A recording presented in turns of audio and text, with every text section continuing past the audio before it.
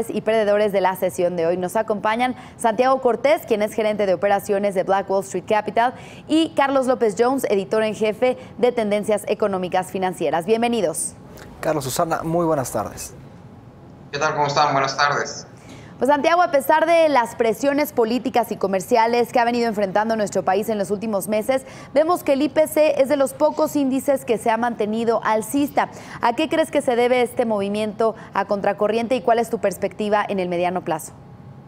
Pues México mostrando una fuerte recuperación después de disipar en grado altísimo una incertidumbre importante a causa del Tratado de Libre Comercio. Importante mencionar que se está desligando el comportamiento promedio de los índices a nivel internacional.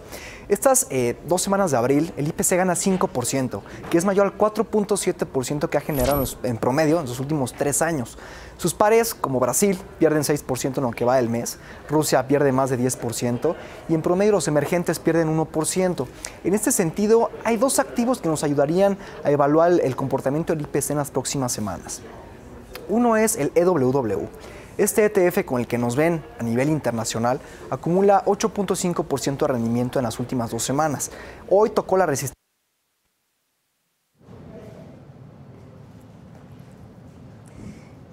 Bien, y ahora nos vamos contigo, Carlos. ¿Qué nos tienes para hoy? Bueno, pues platicarte cómo estamos viendo el IPC, cómo vienen los reportes trimestrales al primer trimestre. A nosotros nos gusta hacer una evaluación por sectores y a partir de sectores que nos gustan encontrar buenas emisoras. Sectores que nos gustan para este primer trimestre: consumo, porque la inflación ya está cayendo, el poder adquisitivo en consecuencia está mejorando. Aeropuertos, los 3 aeropuertos privados consideramos que son una buena opción de inversión. Y automotriz, porque el Tratado de Libre Comercio provocó gran incertidumbre sobre lo que podría pasar con el sector automotriz. Las emisoras del sector automotriz mexicano, Nemak, Racini, Cuo, son muy buenas emisoras, tienen plantas en todo el mundo y yo creo que los inversionistas van a empezar a voltear nuevamente a esas emisoras en este trimestre. Bien, pues Santiago, regresamos contigo. Nos estabas hablando del IPC y también de un ETF. Rapidísimo, de manera muy rápida. El EWW es el ETF con el cual nos ven los inversionistas a nivel internacional. Es importante mencionar que el día de hoy tocó la media móvil de 200 semanas, por lo cual seguramente iremos a validar otro 2 o 3% a la baja para volver a recuperar esos niveles importantes. Y está esperando prácticamente que el tipo de cambio rompa 18 pesos a la baja. Recordemos que si el tipo de cambio se va a la baja, el EWW automáticamente tiene una apreciación. Por otro lado, el otro activo que tenemos que tener en cuenta para ver la evolución del IPC en las próximas semanas es el tipo de cambio. El tipo de cambio que justo hoy está rompiendo a la baja un soporte a largo plazo que trae desde octubre del año pasado y que de romper tenemos también ahí un hombro, cabeza, hombro no muy bien definido, pero existe y esto es importante tenerlo en cuenta. Ya perforó los niveles del hombro y en caso de seguir su tendencia hacia la baja en un escenario optimista, tanto en el Tratado de Libre Comercio, que se esperen resoluciones favorables o mejor de las esperadas en el TLC y también elecciones, en un escenario neutral o positivo, iremos a validar los niveles de 2017, los mínimos de 2017 que están en alrededor de 17,50 centavos. En el escenario bajista, para el IPC, podríamos observar primeramente el tipo de cambio, un alza considerable hacia la parte alta del hombro, del primer hombro, de la formación hombro-cabeza-hombro, que sería un rango arriba de los 19 pesos. En este caso, como la mayoría de las empresas de la Bolsa Mexicana de Valores les beneficia un tipo de cambio bajo, son en su mayoría empresas importadoras, no exportadoras. Si el tipo de cambio se empieza a subir, veríamos una fuerte depreciación automática en la Bolsa Mexicana de Valores. Bien, y en otro panorama, Santiago, durante el fin de semana, pues ya platicábamos que Donald Trump cumplió su amenaza y ordenó una serie de sucesivos ataques con misiles en contra de Rusia. ¿Cuál fue la reacción de los mercados ante esta decisión?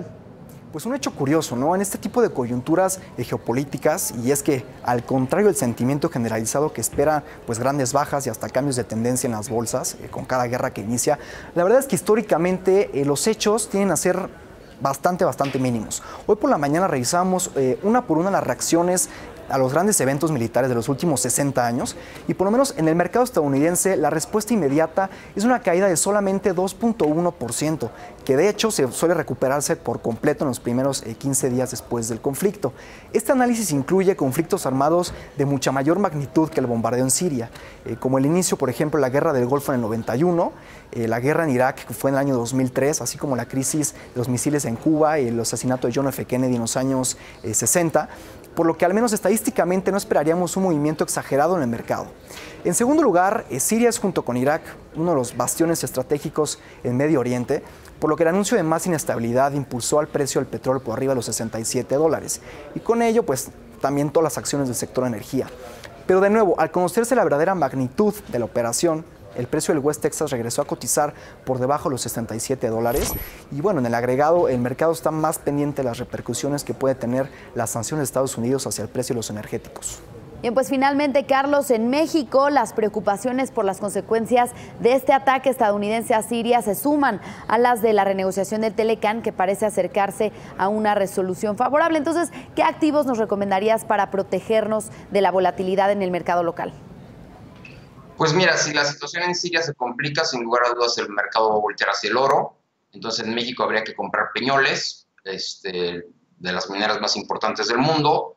Yo creo que en este momento debemos de aprovechar los reportes al primer trimestre como un impulso para ver si la bolsa es capaz de romper los 49,000 y acercarse a los 50,000 antes de las elecciones. Y bueno, pues ya después para las elecciones ya habrá que pensar en otras estrategias. Pero en el corto plazo, yo soy optimista en cuanto a la bolsa y no dejamos de echarle un ojo a Siria y si Siria se pone en problemas, oro. Bien, pues muchas gracias por el análisis de la jornada de hoy. Santiago Cortés, gerente de operaciones de Black Wall Street Capital, y Carlos López Jones, editor en jefe de Tendencias Económicas y Financieras. Muy buenas tardes. Gracias, buenas tardes. Gracias, buenas tardes.